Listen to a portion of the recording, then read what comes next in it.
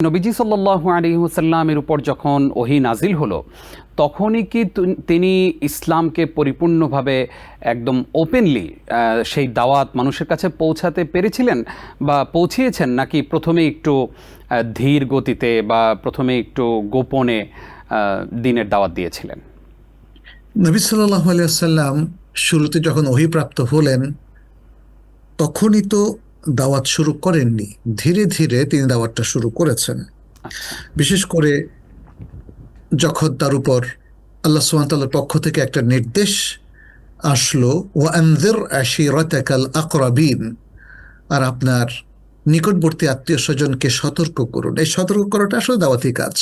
আচ্ছা, মানুষকে ঈমানের প্রতি আহ্বান করা, মানুষকে সত্যের প্রতি ডাকা, তাদেরকে আল্লাহর পরিচয় পেশ করা তাদের উদ্দেশ্যে, এটা হলো দাওয়া।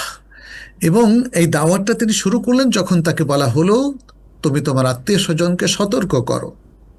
তখন ছোট্ট বলয় শুরু হলো, আপনজনকে দিয়েই তিনি শুরু করলেন। তার আপনজনের মধ্যে প্রথমে ছিল খাদিজা রাদিয়াল্লাহু তাআলা আনহা এবং তার চাচাতো ভাই আলী ইবনে আবি তালিব রাদিয়াল্লাহু তাআলা আনহু, এবং ধীরে ধীরে আশেপাশের লোকজন, আবু বকর সিদ্দিক রাদিয়াল্লাহু তাআলা, এরকম আমরা দেখতে পাচ্ছি অল্প কজন মানুষ যারা তার সাথে পরিচয় ছিল বা তার আত্মীয়তার বন্ধনে আবদ্ধ ছিল, তাদের কাছে তিনি পেশ করতে শুরু করলেন। তাদের সবাই কিন্তু গ্রহণ করেনি তার দাওয়া।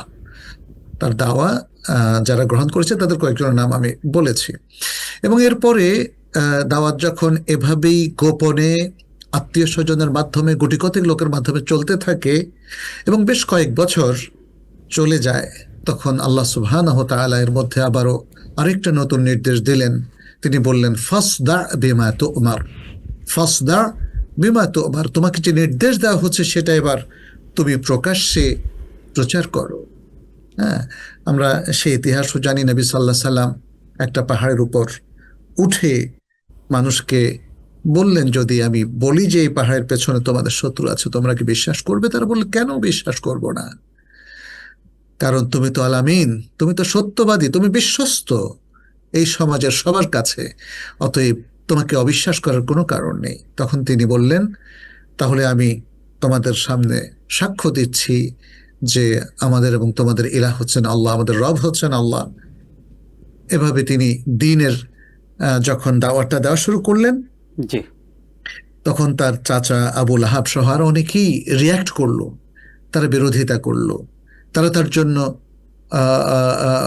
বদদোয়া করলো, তারা তাকে বলল তুমি ধ্বংস হও ইত্যাদি নানা ধরনের কথাবার্তা বলা হয়েছে। তো এতে একটা জিনিস প্রমাণিত যে মানুষ তার বাপদাদার দিন ধর্ম থেকে সহজে বের হতে পারে না। জি, জি। এমনকি বাপদাদার দিন ধর্ম যদি ভুল ত্রুটিপূর্ণ হয় তবু সেখান থেকে তারা বের হতে পারে না এবং তারা রিয়াক্ট করে। সত্যকে গ্রহণ করার জন্য আসলে একটা সময় লাগে, একটা প্রস্তুতি লাগে। এই জন্য ইসলাম প্রথমে অল্প দিয়ে শুরু করে আপনজনের মধ্যে সীমাবদ্ধ থেকে আস্তে করে ধীরে ধীরে বলয়টাকে বাড়িয়েছে এবং নবী সাল্লাল্লাহু আলাইহি সাল্লামকে ধীরে ধীরে বড় দাওয়াতের দিকে আহ্বান জানিয়েছে, ফাসদা বিমা তু'মার বলে। Ad-Din Television, a complete way of life.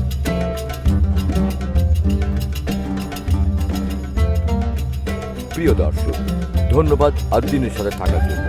এমন আরো সুন্দর সুন্দর ইসলামিক কন্টেন্ট ও সবশেষ আপডেট পেতে সাবস্ক্রাইব করুন আমাদের ইউটিউব চ্যানেল ad-Din এবং পাশের বেল আইকনটি চাপুন। পরবর্তী সকল ভিডিও নোটিফিকেশন পেতে যুক্ত থাকুন আমাদের সোশ্যাল মিডিয়ায়।